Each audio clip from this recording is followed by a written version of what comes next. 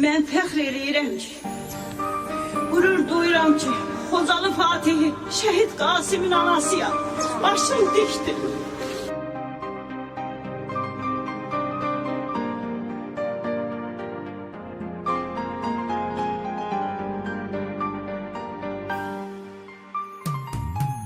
Eğer geçsem dünya çöker, hayatımda tufan olar.